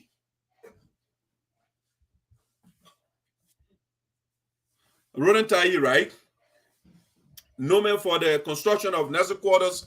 Nessus quarters, right? You see, this time around is plural because we agreed to build 3 buildings, Nessus quarters, right? Nessus quarters in Pinetown, Singon, and guest house in Jeddah, Wakaba, located in Sinoe County.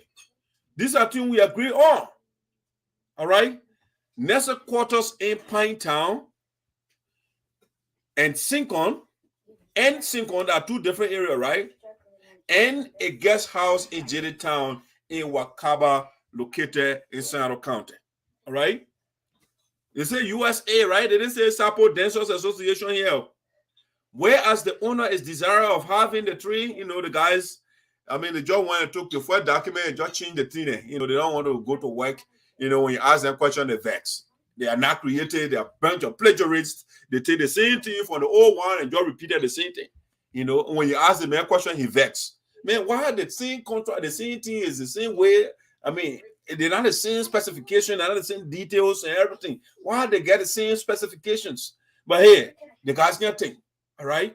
They don't want to do any work. When you ask them a question, they will take credit for other people's labor, but then they will put name on it and say for them. You don't do that live when I'm around. You can't do that. So whereas the owner, the owner is desirous of having 3 units, Nessus quarter in Pinetown, and Singon and guest house in Jeddah, Wedja, and it's supporting infrastructure hereafter. Okay, all the other details. I just want to show you. The owner and contractor agree as follows. All right, who's the owner here? I want to show you the uno again. Now the 2 buildings, they reduce it instead of 3. We agree on 3. The owner took 2, and they ate the other money. All right, this will be over $90,000 plus. But they did one in Jennytown, one in Pound Town. They forgot the one in the single. They ate the money, and then they were over there and taking credit for what they did not do.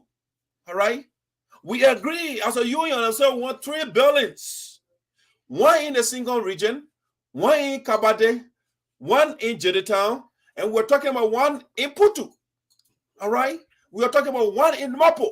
These are the things that in the pipeline we are trying. So the guy went and reduced it. He ate the other money that was allocated for the next quarter that should have been built in the single bell. They ate the money, and they're over there dancing. They're dancing. They're taking credit for something that they did not do. The last money that we wanted to use to build one in Mapo, one in the Putu Bell, and the other places that have not gotten next quarter or building, they ate the money. They took $28,000 from there. They ate the money. The last $30,000 that left, or $60,000, they share into 2. And now they are in Liberia now buying cows and goats, a bit of gold and snakes and everything else, so they can dance. And they want to be changing thing over there, lying to people. They want lots to know. You know, we entertain. I'm here to tell the people the truth. All right. So at the second contract document I'm reading out, now my own words. All right. All right, so this is it. The contract payment will be made in RNDV or RND, referred to and known as contractor, through a bank transfer or any media agreeable between the finance department of both institutions, RND and USAA. Right? It repeated the same thing. The RND agreed to provide all bank details to facilitate the transfer of money to them. Payment will be made in phases. Phase 1, $45,000. All right, the $45,000, they chopped that one into 2. They did it the 25 grand. They ate that one.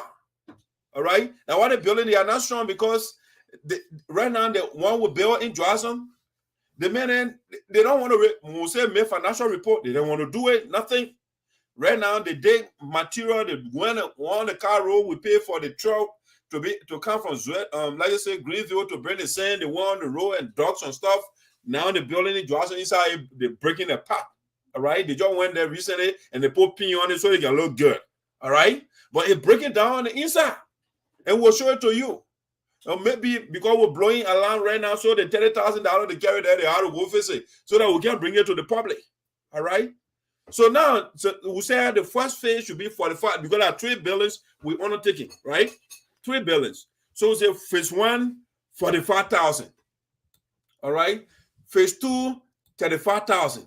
And then the last phase, we'll get a 10,000 plus. All right. We'll give it to the people, our 3 buildings, and we'll go to go. But right now, we'll get only 2. Why? Because the guys, they are sectionalists, they like division, so the marginal, like they say, the single people, we don't give them next quarter, we don't get in a guest town hall. They don't need anything. And so the money they put it in their pocket. And then while they're in Liberia and dancing right now, it's all about dancing. Imagine all that money which are doing a lot of things for our people. But the people that are coming over there dancing for 2 next quarter, which they did not build, they ate more money than we have that we put in the people in projects in Liberia. They ate more money. They ate a lot of money. The $45,000. I Ronan tell you when he received $45,000. Ronan would not tell you that. Ronan would not show you any document that he received $35,000. Nothing. They ate the money. And they're over there and they're bluffing. They're dancing. The people are suffering. They will take picture in front of people. Oh, we don't want to stand with you. You're too dirty. They will isolate the people. Yeah. So that's it. So accepting final payment, all of that. So you see the payment will make everything USA. Everything here is USA. All right? USA. They didn't show anything here that says SDAA. So y'all don't listen to those people. Let me show you the people that signed for a year. All right? It's still showing here USAA. United Sarpo Association in Americas. You see all the Green confiscated the money and saying he's the president, so I say, okay, sir, we'll give you the opportunity to go ahead. But be transparent, make sure you may report to us. He said he didn't want to report to us, so he established SDAA. All right, so because he doesn't want to be accountable to us. But if you don't want to be accountable, don't put your name on our building over there. No, don't do that. It's USAA, all the documents. Let me show you. Let me show you more. So you see here, son, Green Coach Rio, he was our acting president. Even the elder, the extender, the tenor, the boys, extender, the guy does not want to make report to the people. He say, oh, you know what? And that USAA, you send a cop, declare me guilty at SDAA. Okay, sir, go and undertake your own project in the name of SDAA. Then you can come and put your name on it. But you can't use something like USA over here. Now who sign here? Sign. G-Code Grio. We organization here, United Sarpo Association in Americas. It ain't say SD, it ain't say Sarpo Dancers Association. All right? A tester. Kamala Ross. All right? Because Kamala Ross, then they say at the time, she was not part of the board, nothing. But now because they want to eat our money. Because at $3 billion, they share $1 billion of money. And so she said she was the board, so they can share the money. And that's what they did. So the building in the single bell, they share the money with Green. And so now what we're demanding for them to make a report, they don't want me to report. They created another organization in their name. All right? Those are the people. Who is it? Edward K. Norman, right? Edward Norman. Who is Edward? Okay, that is the chairman for the organization. All right? So, ladies and gentlemen, we have refuted these guys. They have not done anything. The Sarpo Dancers Association, no, Sanka, nothing they have done in our place. Nothing. They didn't bear Palava hot. They have not given wheelbarrow, nothing to anybody over there. But they want to take credit for what they did not do. And no, I will not be here for that thing to happen. You'll try again. You'll go back to the drawing board, you'll come back. And hey, when you come for library from the dancing, then you can honor your own project, then you'll show it to us. Then we'll see. But as of now, you can be a rogue, you can be an embezzler or peculator, you can be a plagiarist. I would not allow you to do that. No. You did not build any no organization called SDAA build building library. SDAA is not recognized in the US. So you can't reform in the US. So tell me how you build building and you were just established 1 month ago. How did you build 3 buildings in Liberia? Where did you get the money from? And so people will be listening to the people. A bunch of liars. You shouldn't listen to them. You should not listen to the people. Nobody should listen to them. They are so confused and don't know what to do. Yeah, that is Secretary of the Board talking, Mr. Milton Shibwe. Yes. And so, guys, that's what we got for you today. Voice of Sinoe. We are here to say the truth to you and distinguish ourselves from the liars that go over there and dance, and people are hungry. Our children over there, nothing in the school. All they're doing, they buy cow and goats and they're dancing. Now, what are they doing? The people, they carry a bottle of water, mineral bottle, so they can't drink from the creek water that people drinking from. And they're dancing. Now, how can you dance in that kind of environment? The hospital you went to in Pine Town, no medication there. In Johnson, no medication there. In Jellytown, no medication there. But you are dancing. The place is dark. The guys then took their own generator over there so they can see, because they are equipped people now. When they were going to carry, they put a generator in their car, they're gone. And they left the people in the darkness. But then they go dance. After the dancing now, the people, they are in the same condition. They don't carry one carpet boat with all the money they took. One carpet boat for the children over there. Now, even the teacher, then they can't carry one rim of paper over there to them. No, nothing. All they offer the chicken and the goat and the snakes and the cobra, and those are the things they won't do. That's what they won't kill. And the animal activists now, they are beyond that. The animal cruelty, because they're killing the cows and goats, and they're showing those in their own Facebook. And the people, the advocates now, they are getting angry with them. All right? So, ladies and gentlemen, you see, everything I just said, they're following me. They're hearing what I'm saying. But none of them will come out or can't refute me, because they don't have evidence. Nothing. Nothing. And so, when you say somebody should talk, it should be Dr. Yopore. Because I don't want to get something on the ground in Liberia to point to our people and say, this is what I have done. Tell them what they have done. Okay, they kill cow. The cow gone now. What else? You not kill the sheep. You not kill the baye. You not kill the Jew. You kill all the animals. Tell me, what can you show? You bought all the liquor in the store and you're drunk, people get drunk and all of that. But what can you show now? After you finish, you get hangover and all of that. Okay. The people don't have electricity, no medication in the hospital, no food, no jobs. These guys they're not thinking about something better. All they do is dancing, and then they go there when the people sing, then they get in $5. And then they show up. Come on. We have to pass that level. You are in America. Even in Mexico, that was USAA, we are not even dancing for those buildings we built over there. Because a whole tribe, right? A whole tribal group. We build those small buildings, Trump alone building, Trump Tower. That long building, that one man alone. Now, come on. We're not seeing ourselves. Now, what would I say? We're not dancing. Until we start seeing doctors, scientists, philosophers, engineers, technologists, those people there inside the country, hey, they're missing for all the dance. But right now, our children, how many of our children graduated on a green? No, we'll give you scholarship, everything. And man, they ate the money. They ate the money. 12 students, the first term. And man, they ate the money. And they go there to dance it. They killing cow and goat and sheep. And say, come in, man. Come on, guys. I'm here to tell the truth. I don't want to go into it, but because they're lying, they want lawsuit, and they have pity on us, and now why they give us all the money? A bunch of liars. A bunch of liars. They don't tell you the truth.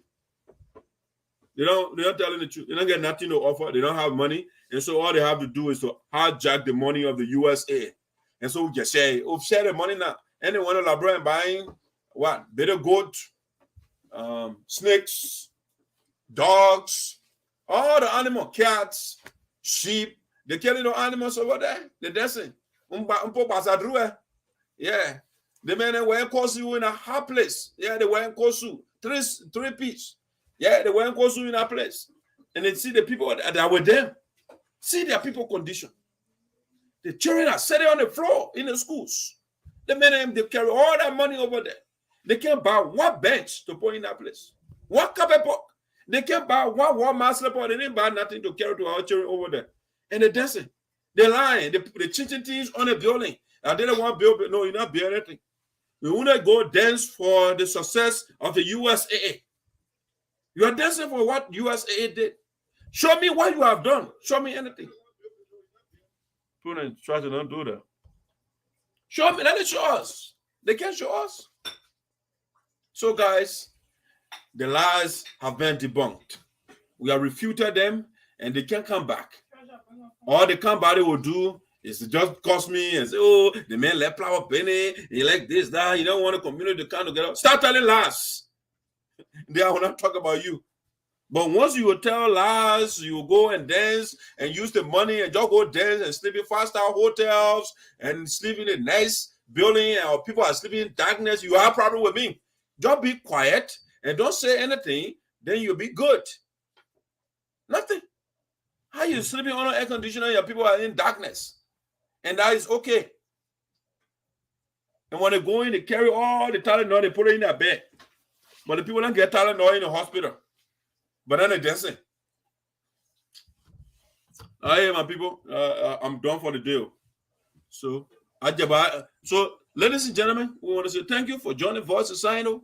You know, I leave you know the song I can play right. As I blend it, you stop your bad ways. You be honest. You tell the truth. Don't take credit for something that you did not do. Don't put your name on something that you did not build with your sweat and money. No. That is Sarpo Dancers Association in Minnesota, in a living room of Joy Sayon and come to Ross that they generate their own money and go to library and build their own thing. All right? Then they can put a knee on it. But as of now, I would not allow them to take credit for what USAA did. Have a wonderful day.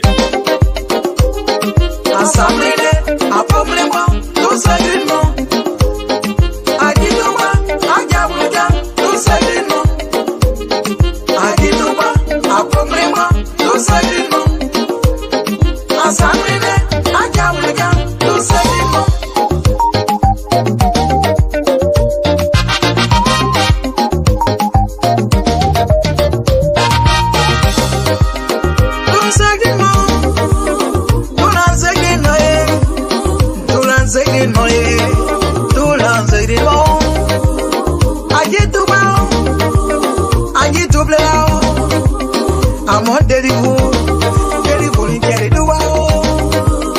I'm on blue, I'm on blue, I'm on blue, I'm on blue, I'm on blue, I'm on delivery.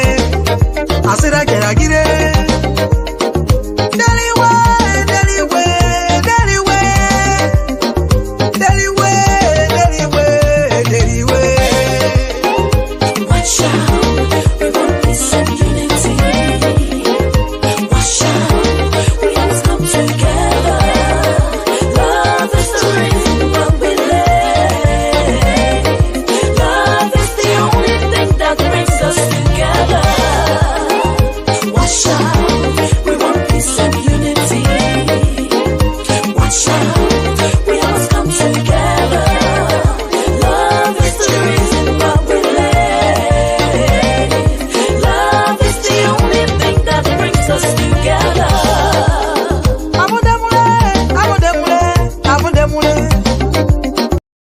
Yeah, we will go bound one day. Your tablet last. I'm out for the day. Thank you for joining.